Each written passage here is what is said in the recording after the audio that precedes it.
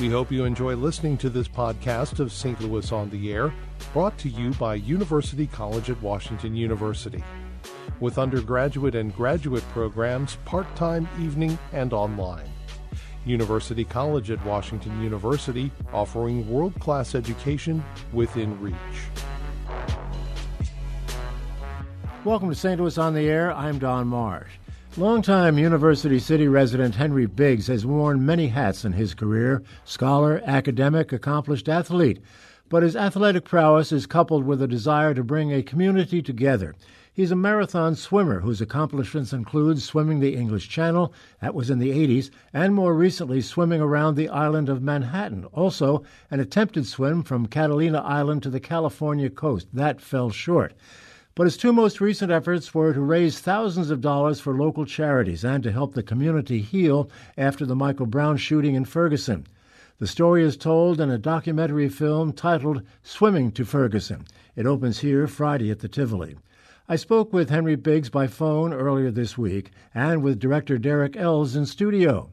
I began by suggesting to Ells that his film is really two films in one. It really could be seen that way, but it's a direct response to the story we're telling.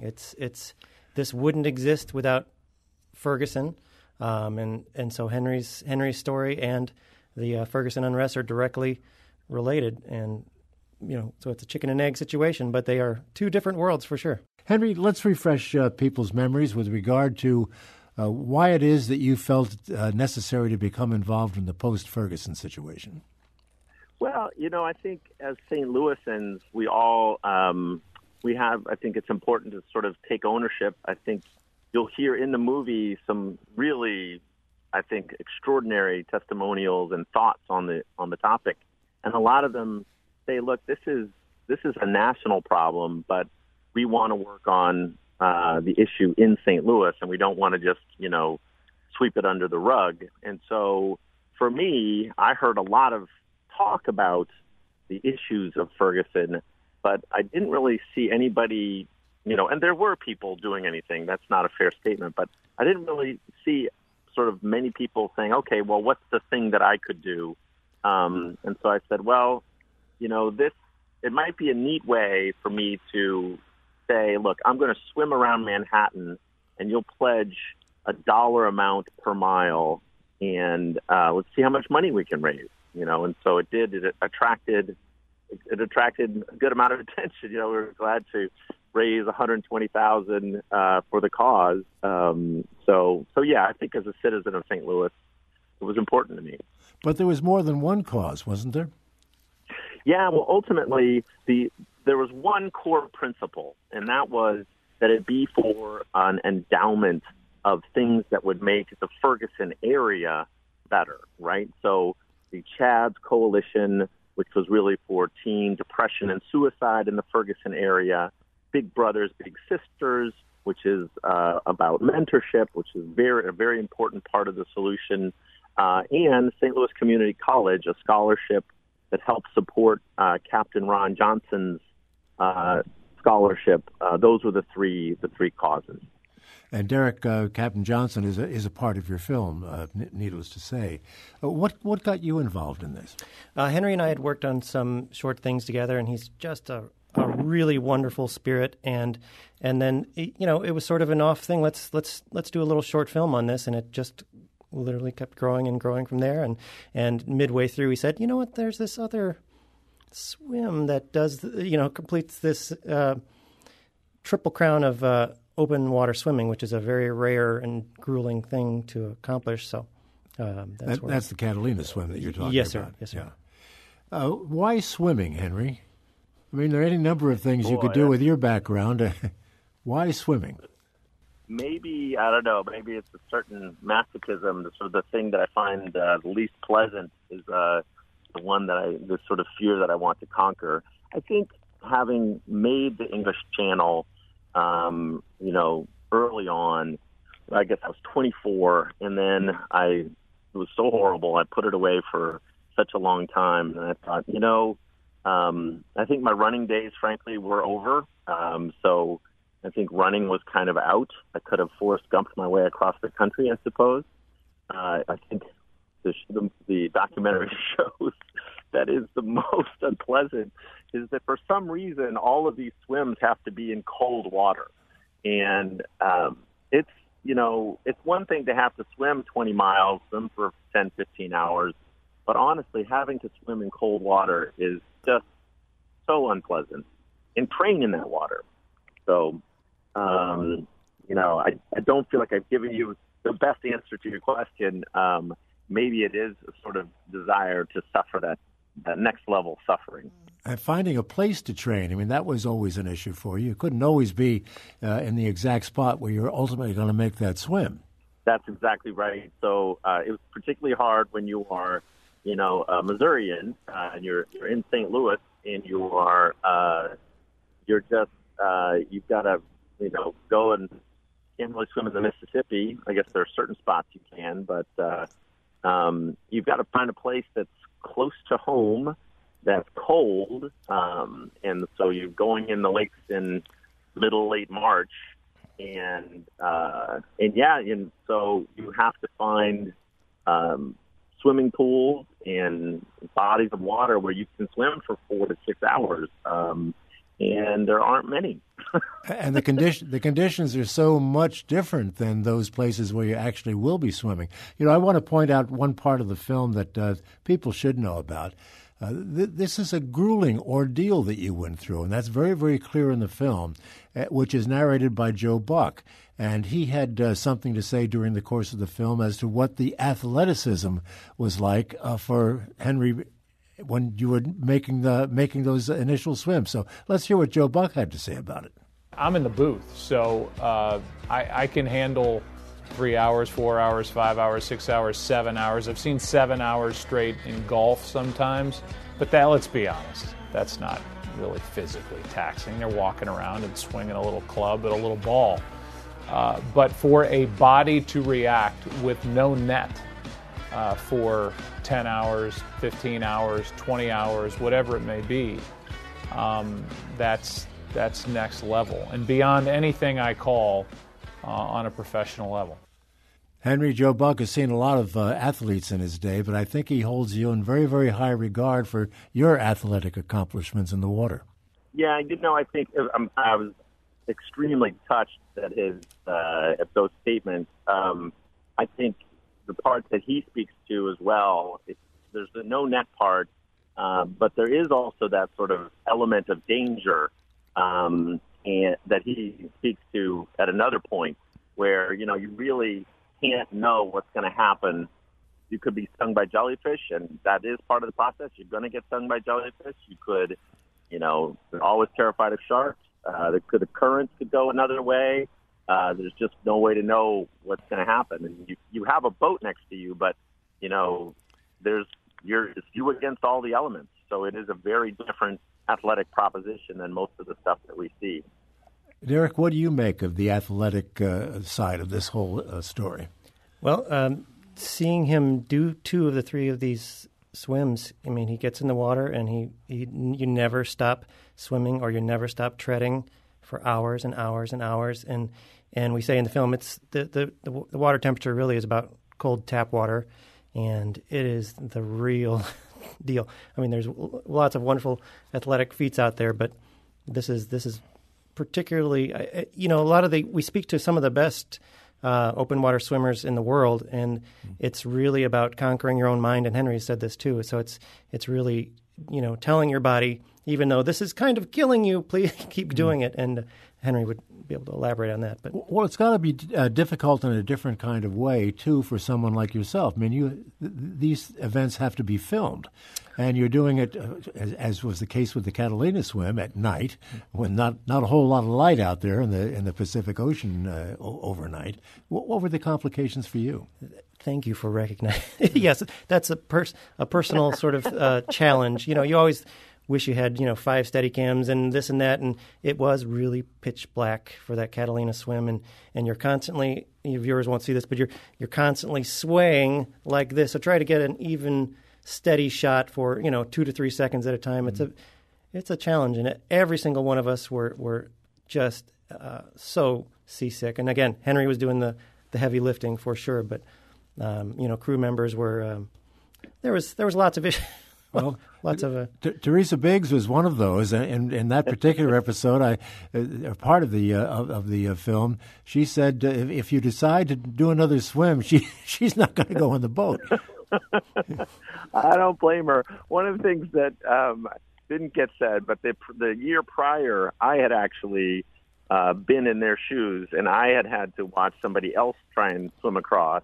He also didn't make it, and I was with another guy, and we were just horribly, horribly seasick. I know exactly what that's about, and you take medicine, you do what you can, but it is terrible, and I'm just going to have to look up somebody that I really maybe don't like and try and ask them to be on the boat for the next time in my way of getting even some dark way. Again, I go back to the Catalina swim, and I know you're afraid of sharks. That's made very, very clear in the film. But in starting that swim, you apparently cut your feet on some barnacles or coral or something, and here you are heading off on a swim in the Pacific Ocean with blood on your body. Sharks love that. Oh, having the harbor right next to us being called Shark Harbor, and there's no way around it. They have you swim to shore, and then you can't see anything because it's 11 o'clock at night, so you don't know what you're stepping on. And then you're supposed to launch yourself. You get all the way on shore, and then launch yourself out. And there's no way that I can figure out anyway that you don't cut yourself. Now, it is if you have some apprehension about sea life, that doesn't help. It is distracting. There's no doubt about it. And you just gotta, there's just nothing you can do. So you just have to think about the swim because, if it's going to happen, it's going to happen. Well, let's turn now to the other part of the story, and that is the message, the other message that is paramount, I think, is part of this film. And Derek, let me go to you on this. What do you want folks to take away from this with regard to the not the swimming so much, but the reason for the swimming? Well, I think it is really just about what can any of us do to there's bad things in the world. What can you do to mitigate those? What can you do to step in and not just be an observer of the troubles in society and get moving and try to help. And we try to fairly lay out some of the issues that were brought up by these experts. I think 3 or 4 people on the Ferguson Commission, and tried to be honest and as fair as we could to be respectful to the police side, to be respectful to the African American community side, to try to just let it unfold and let them dictate. We have another clip from one of the people featured in the film. That's Starsky Wilson, who's a co-chair of the Ferguson Commission. And toward the end of your film, he talked about when all of this was said and done and all we had heard from all the people and seen all the swimming, he basically talked about a very important aspect of all of this, and that was commitment. If you put your treasure in a place, your heart will follow, your passions will follow where you place your treasure. My God, I don't know anything that we treasure more than our time. The question is, where are we putting it? If we put our time into a community that's suffering, our passion will follow it. If we put our time into a child that doesn't have a mentor, our heart will be drawn to that child. If we put our time with people who have diverse cultural perspectives and those who are different from us, and guess what? We'll actually come to love them. That's Starsky Wilson, former co-chair of the Ferguson Commission. And Henry Biggs, I would have to think that what he said there is exactly what you've been feeling all these years. Well, yeah, I mean, one of the parts we haven't talked about is, I've been a big brother for, about 30 years. And, you spend time.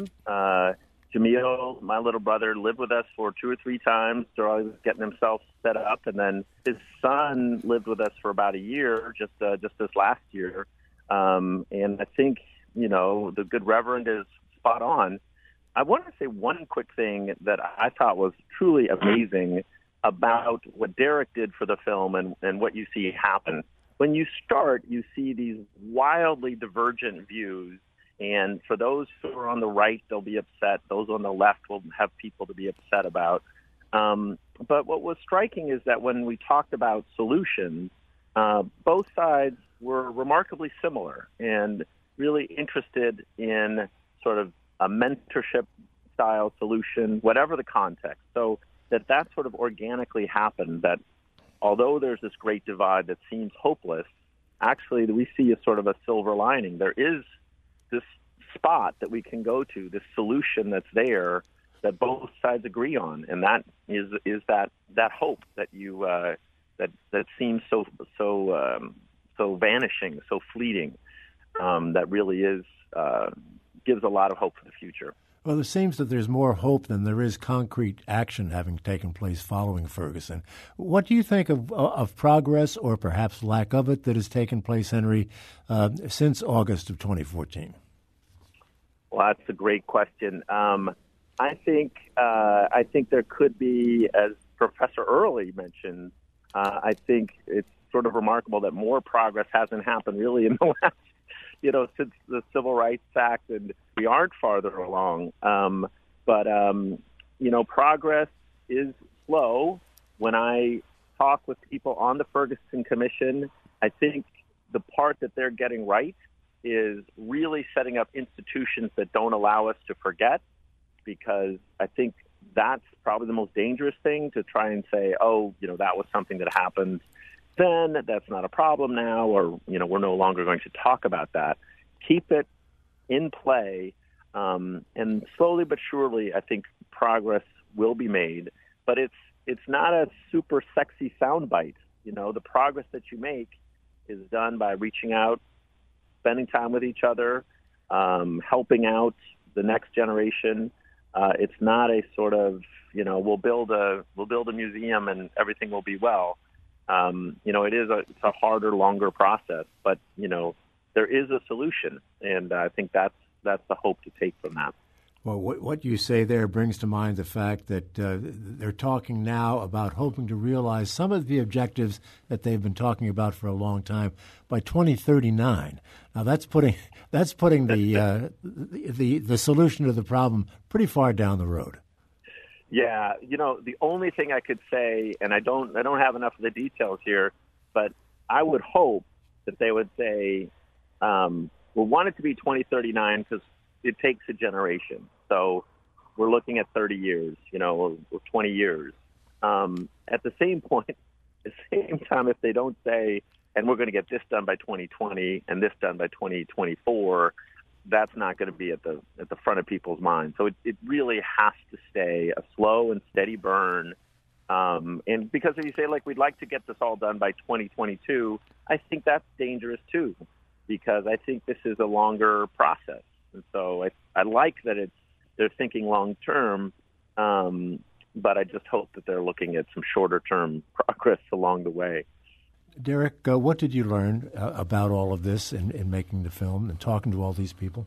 It's a really interesting question for me. I'm honestly really grateful, because I'm sure you've experienced this, that when you're on these journeys, you really are a student as well. And these we spoke with some really brilliant people and some people that went through very difficult things, and it was an education process for me.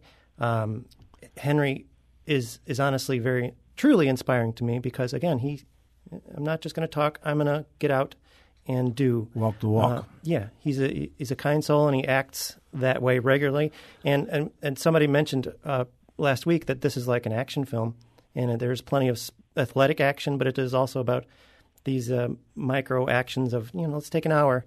Maybe this could, be a positive thing for somebody in somebody's life, and it's a really beautiful sentiment to me. And the film gives us all an awful lot to think about. One final question for you, Henry. How much thought are you giving to the possibility of another attempt at that Catalina swim? Well, I got to tell you, I'm really not getting any younger. So I do wake up on certain mornings and just think about how happy I am that I don't have to jump into cold water. And each day that happens makes me a little less inclined. I think if I'm to do it again, and I think for it to be, a world record in that silly sort of slowness way, I think it has to be 2022. So I'm really frankly quite torn, because as much as Derek did a great job of just showing how much time you invest in these things, but it is so all-consuming. So, I'm sort of telling myself, 2022 or 2023 or whenever, I'm going to need to just, say, okay, I don't get to do anything this year but swim, and swim in cold water, So. Well, why don't you do it during the daytime instead of this overnight swim? Well, the Catalina has to be at night, because if you swim during the day, the waves always, by the Santa Ana winds, get so rough that it's extremely hard to survive, or, not survive, but, to get across and have a successful swim. So a lot of people do the channel at night for the same reason. I don't think it's quite as marked for the channel, so a lot of people do it during the day. But you're right. Swimming at night is really, it's not only psychologically difficult, it's just, you're pulling an all-nighter on top of, this 15-hour swim. So you're, it's it's just, it's difficult. I was really more of a mess, I think, for that final swim, the Catalina swim, than, many of the swims that I completed. So, but it really has to be at night. And you try and adjust your clock to swim. I'm going to stay up all night and then I'll swim during the day. And you really can't quite get there. You do something, but you just can't quite get your clock completely turned around. Well, Derek, you'll have to keep track of your crew up until 2022, I guess, the way things are shaping up.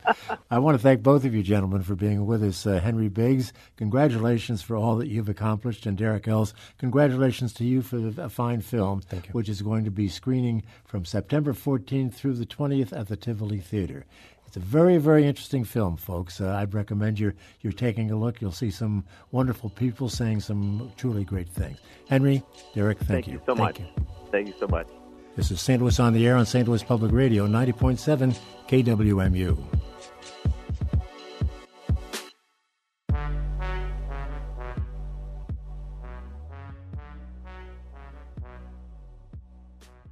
Support comes from the Missouri Forest Products Association.